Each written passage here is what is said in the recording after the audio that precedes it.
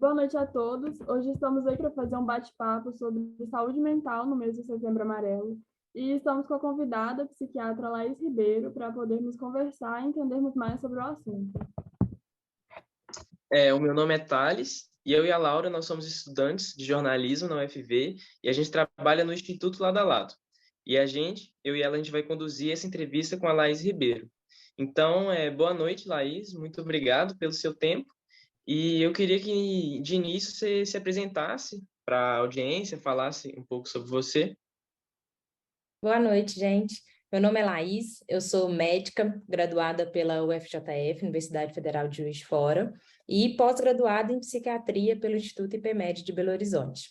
Estou aqui à disposição para a gente tentar esclarecer um pouco mais sobre esse assunto tão importante, que é nada mais do que a valorização da vida, né? A intenção aí da gente prevenir e evitar os suicídios.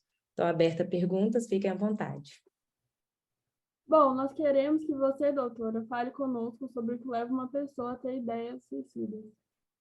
Joia. O primeiro ponto a respeito disso, o que leva a pessoa a cometer o suicídio, é entender que as pessoas que chegam a esse ato geralmente têm um transtorno psiquiátrico de base. Tem um estudo que mostra que 90% das pessoas que cometeram suicídio, quando avaliadas retrospectivamente, elas tinham um transtorno depressivo, um transtorno bipolar, esquizofrenia, que são transtornos graves que levam a pessoa a cometer esses atos, né, de extremo desespero. Então, o primeiro passo é a gente compreender isso, que o suicídio ele não vem do nada. A maioria das pessoas que cometem suicídio tem um adoecimento prévio, e geralmente esse adoecimento está sem tratamento. Porque o que a gente espera, o que a gente busca um tratamento da doença mental é evitar esse desfecho trágico. Então, é ter atenção a isso, e é isso que acaba levando o paciente ao suicídio, uma doença de base. E é sempre necessariamente uma doença que leva a pessoa ao suicídio? Na grande maioria, em 90% dos casos, sim. A pessoa tem uma doença de base e isso se agrava, né? Uma pessoa sem tratamento, essa doença se agrava, que leva a pessoa a cometer o suicídio. No momento do suicídio, a pessoa, ela geralmente se encontra num estado psíquico de extremo desespero, um estado de dor, uma dor intolerável, uma sensação angustiante de, às vezes, estar preso em si mesmo, uma sensação de se ver sem saída de melhora, sem saída de perspectiva do futuro. É um momento que o paciente se encontra diante de uma grande desesperança de melhora, geralmente. E esse quadro de dor psíquica intensa, ele é presente, sim, em situações de adoecimento mental. Outros momentos que pode acontecer o suicídio, fora essa situação, pode ser atos impulsivos em situações de abuso de substâncias, e aí o paciente acaba, às vezes, tendo um surto psicótico, ele acaba se desconectando da realidade, cometendo esse ato fatal, letal, às vezes, sim, sem a intenção, sem a intencionalidade, mas com um distúrbio, né, mental vigente no momento. Outros casos de suicídio pode acontecer, às vezes, com uma pessoa tentando, aí não com a intenção de se matar, com a intenção de morrer, mas alguns pacientes com, por exemplo, transtorno borderline, que costumam se cortar, cometer autolesões, às vezes com o intuito de aliviar um sintoma, uma ansiedade, um desespero, às vezes até mais brando, não essa dor psíquica tão intensa, mas o paciente, às vezes, acaba muito, entre aspas, perdendo a mão. E esse ato, que a princípio era para aliviar um sintoma, aliviar uma ansiedade, uma angústia, acaba levando à morte. Então, em 90% dos casos, sim, acaba tendo um adoecimento mental de base. E como que a gente pode identificar quando uma pessoa do nosso convívio precisa de uma atenção especial nesse sentido? Que sinais que ela demonstra? E como que a gente pode ficar atento a isso? Sim. Na maioria dos casos, um familiar, um conhecido nosso, ele vai apresentar uma mudança do seu padrão de funcionamento. O que a gente diz em relação a isso? Mudança de comportamento. Então, uma pessoa se torna mais irritada, isso é muito comum entre os adolescentes, terem crises de raiva, ou então a pessoa era uma pessoa mais empática, simpática, extrovertida, e ela começa a ficar mais introvertida, preferir o isolamento social. Então, a mudança, ela muda, a pessoa muda o comportamento dela. Além disso, pode haver uma mudança cognitiva, que seria o equivalente a um raciocínio diferente. A pessoa antes trabalhava, raciocinava bem, desempenhava as funções do dia a dia com com eficiência, e aí ela começa a ter, às vezes, uma lentificação de raciocínio, um prejuízo da memória, e isso compromete o trabalho, está prejudicando as relações familiares, que a pessoa já não presta mais atenção. Então, isso pode ser também uma alteração, né, que prediz, que pode estar falando que essa pessoa está desenvolvendo algum transtorno. E, por fim, a gente tem atenção às mudanças do humor, o paciente ficar mais deprimido, choroso, essa questão do isolamento social, ou então mais irritado, é o que a gente chama de disfórico, que é aquela pessoa muito irritada por qualquer motivo, sendo que antes ela não era assim. Então, mudança de comportamento, mudança cognitiva e mudança do humor em relação a que a pessoa era antes, né, observado isso como uma fase diferente, isso pode dizer a favor de um transtorno, e aí, se esse transtorno não for tratado, ele pode se agravar e, por fim, culminar, né, nesse desfecho do ato suicida. E tão importante quanto o que fazer é também saber o que não fazer diante de uma situação dessas, né? Então, eu queria que você falasse pra gente coisas que a gente não deve fazer. Primeira coisa, o que não fazer? Julgar, né? O paciente ele já está numa situação de desespero, de dor, de sofrimento muito grande. Então, se ele sente que ele ainda está sendo julgado por esse sofrimento, que ele não está sendo compreendido na dor dele, isso pode piorar. Isso aumenta a desesperança, aumenta o medo de não conseguir mesmo ser compreendido e ajudado. Então, a primeira coisa é não ficar falando: mas você tem uma família ótima, você tem um emprego, mas você é bonito, a vida é linda, olha para frente. Tudo isso a pessoa sabe. Ela já tentou pensar por esse lado, ela já tentou ter essa perspectiva. E quando alguém de fora fica insistindo com essas ideias, a única coisa que a pessoa entende é: o outro não me compreende, o outro não entende a profundidade da minha dor, o outro não entende o quanto eu estou sofrendo. E aí a pessoa acaba se fechando ainda mais. E aí ocorre o perigo dela, às vezes, se fechar tanto, dela não conseguir nem expressar o tamanho do sofrimento dela. E quem está em volta acaba, às vezes, não percebendo o quanto isso está se agravando. Então, não ficar com essas palavras motivacionais como se fosse só, né, pensar na família, pensar no emprego, pensar na vida boa, pensar que não tem dívida, que tudo isso o paciente já está pensando. Então, a gente tem que tentar ser compreensivo. A gente tem que tentar ajudar, compreender, se colocar no lugar do paciente e ajudá-lo a encontrar um tratamento, uma cura. E não julgá-lo tentando mostrar para ele as coisas que ele está perdendo ou deixando de ver. Isso ele já percebeu. E além disso, né, do que você acabou de falar, o que mais a gente pode fazer? Que tipo de ação mais ajuda uma pessoa que está nessa situação? Aí é exatamente o oposto. É demonstrar compreensão. Demonstrar que você entende que aquela pessoa está sofrendo e ajudá-la a buscar ajuda. O principal é isso, levar esse paciente, essa pessoa, esse amigo, esse parente ao psiquiatra. Porque, como dito, a maioria dos casos tem, sim, um transtorno psiquiátrico de base. E o que a gente pode fazer é: eu compreendo seu sofrimento e eu quero te ajudar nisso. Eu marquei uma consulta com o psiquiatra, eu estarei aqui no dia da consulta e vou levá-lo até o atendimento. Porque esses pacientes, na maioria das vezes, ele não tem força, não tem energia, às vezes nem para procurar ajuda sozinho. Então, a gente tem que ser esse canal que vai ligar o paciente, às vezes, a um bom tratamento. Então, a gente tem que demonstrar que compreende a dor do paciente, que está ali ao lado dele para ajudá-lo e conseguir convencê-lo e marcar um médico e levá-lo até o médico. Além disso, na suspeita de uma crise suicida, que é o paciente que demonstra que ele está tão angustiado, e às vezes é comum o paciente ele falar que ele pensa em morte. Quando o paciente, por exemplo, cita frases do tipo: eu não aguento mais, eu não aguento mais esse sofrimento, seria melhor para a minha família, seria melhor para todo mundo se eu estivesse morto, eu não vejo saída. Isso são falas que demonstram que o paciente ele está em um extremo desespero, ele está desesperançoso, ele está sem expectativa de futuro. E isso pode ser um sinal de que o paciente está pensando em suicídio, em se matar, em terminar o seu sofrimento. Diante dessas frases, a gente tem que buscar o atendimento médico, porque isso pode ser uma crise suicida. E além de levar o paciente até o atendimento médico, numa situação dessa, de crise, até que a gente consiga esse atendimento, a gente tem que manter o ambiente seguro. Então, deixar o paciente longe de objetos perfuro-cortantes, cintos, lençóis, produtos de limpeza, produtos químicos no geral, que tudo isso o paciente, num ato de crise suicida, ele pode usar para tentar se lesionar, se matar. Então, procurar atendimento médico junto com essa pessoa, com esse ente, proteger o ambiente, né?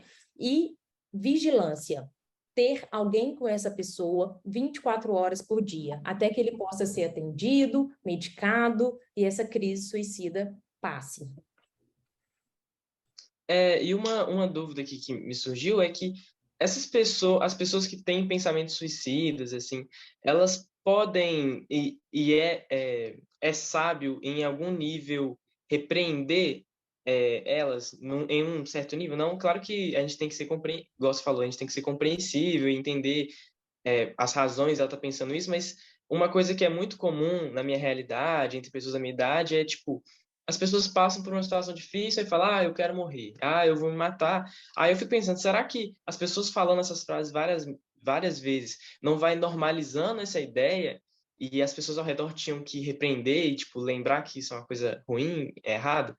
Ou Uhum, isso pode gerar uma rejeição da pessoa, uhum. como se ela estivesse sendo julgada?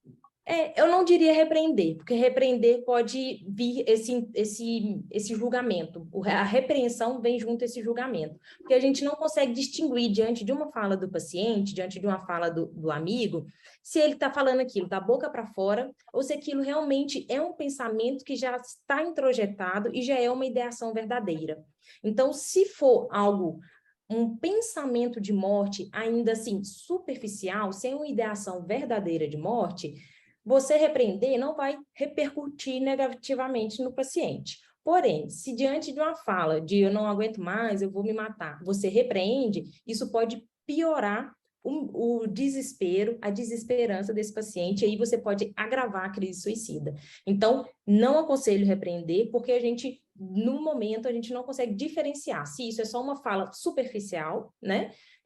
Com pouca importância, ou se não, se isso é uma fala de importância verdadeira, com risco envolvido nela. Então, repreender não é a palavra, se a pessoa fala algo assim, pergunte, não tem problema a gente perguntar, mas você está pensando em tirar sua vida? Você está mesmo sem esperança de que as coisas vão melhorar? Pergunte a respeito de esperança, pergunte a respeito do que a pessoa pensa sobre o futuro, como ela se vê daqui a 1 ano, 2 anos. A pessoa que tem esperança, ela vai saber te responder, daqui a 2 anos eu penso estar em tal situação.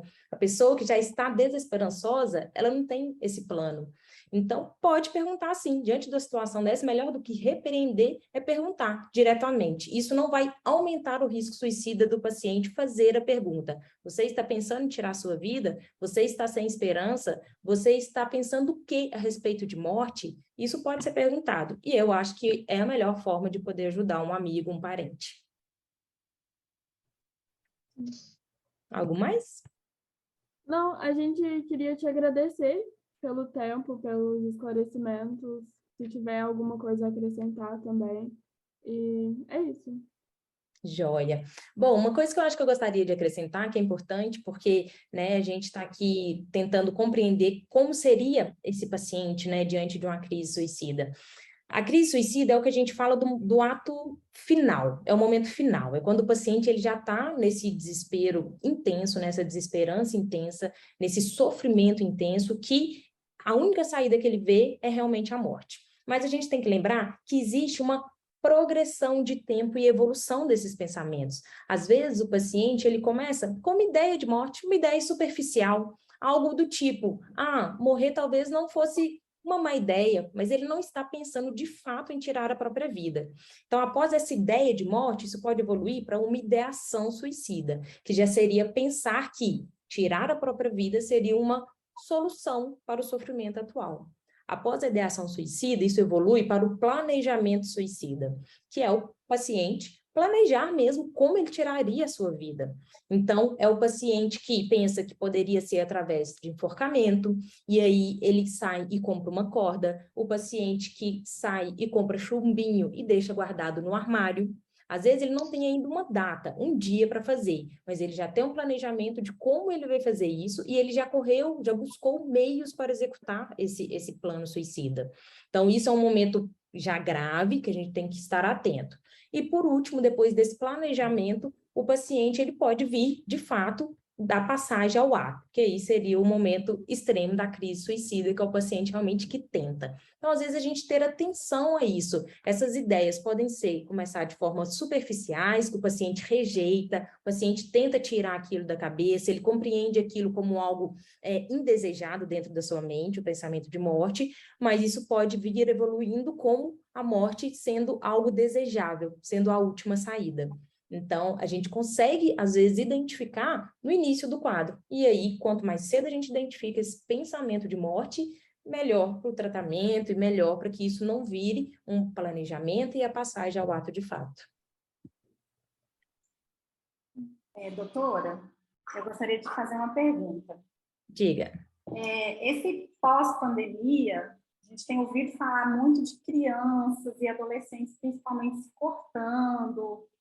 Você acha que a pandemia agravou isso? Por quê? Que esse período pode ter agravado?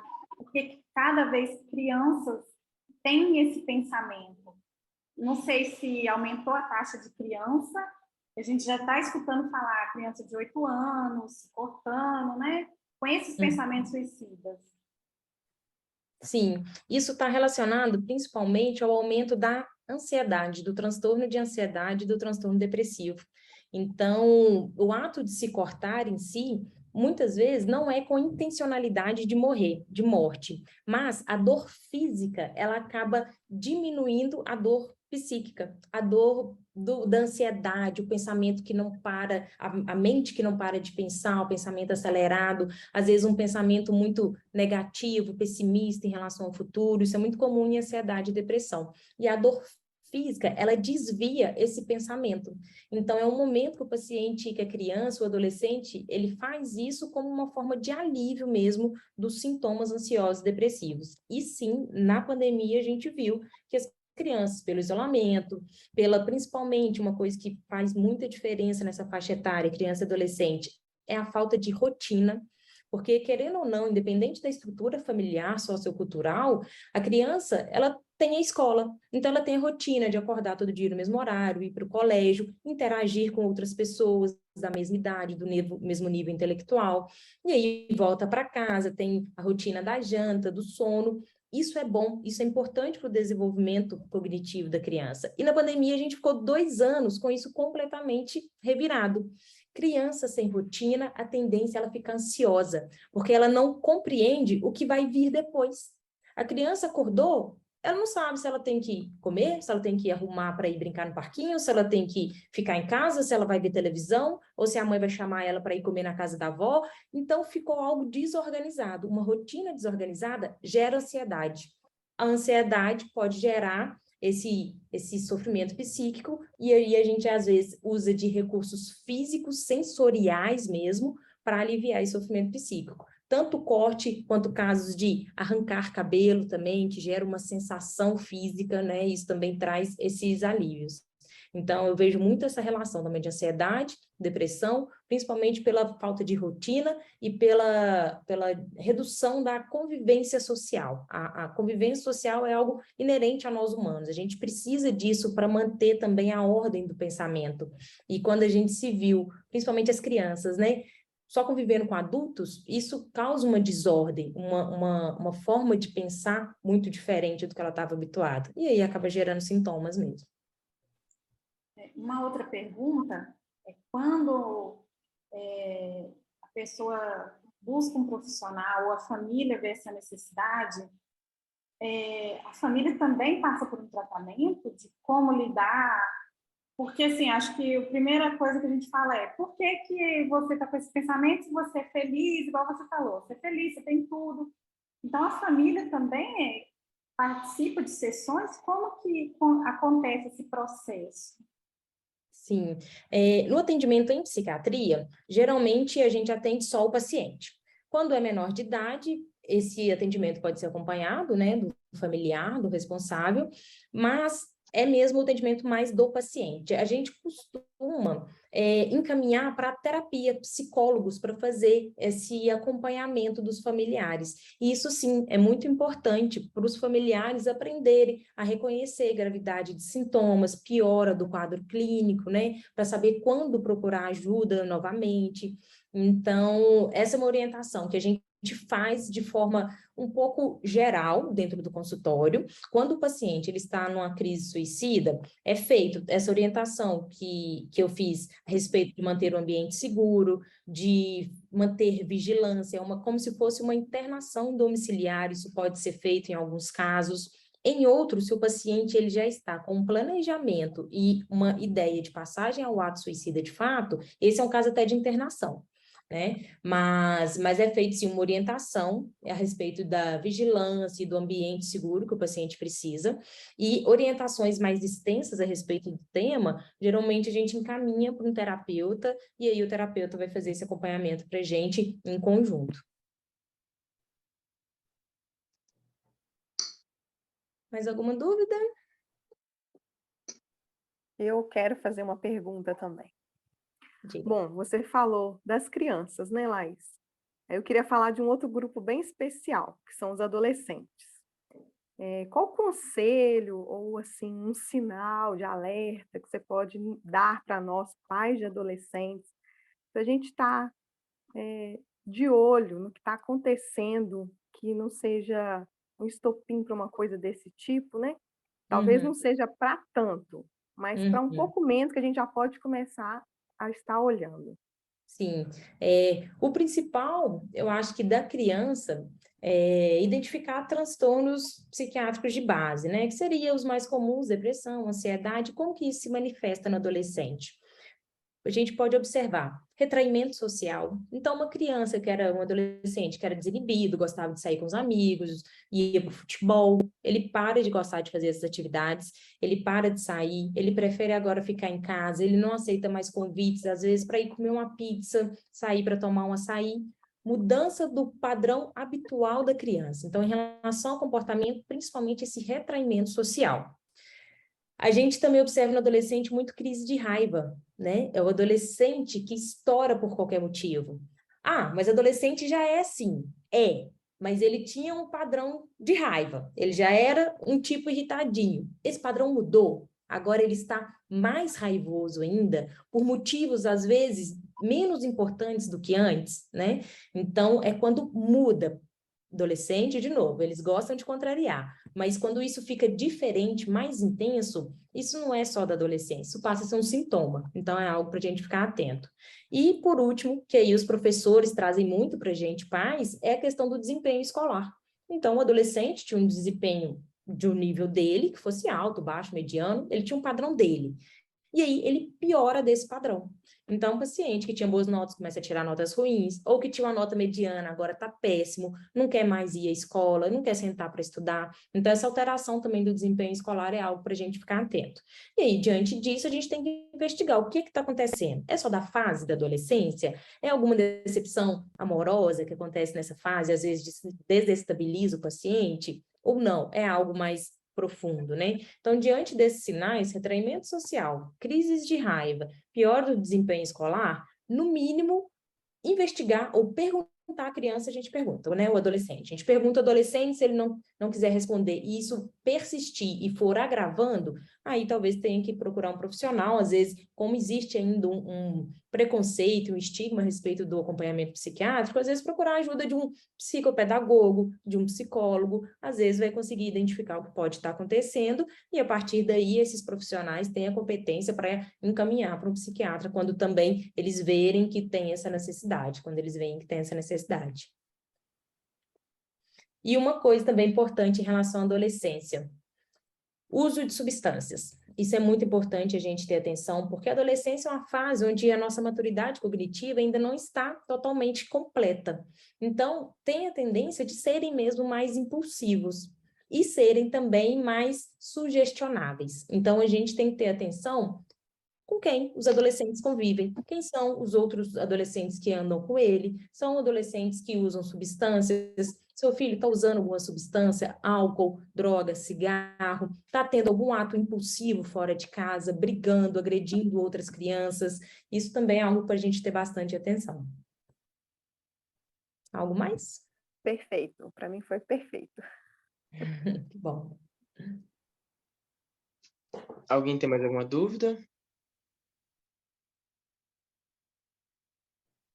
Bom, então foi isso, a entrevista. Eu queria agradecer a você, Laís, pelo tempo, né, por ter se disponibilizado aqui para a gente. Imagina. E é isso, muito obrigado por você que assistiu, pela audiência, e é isso.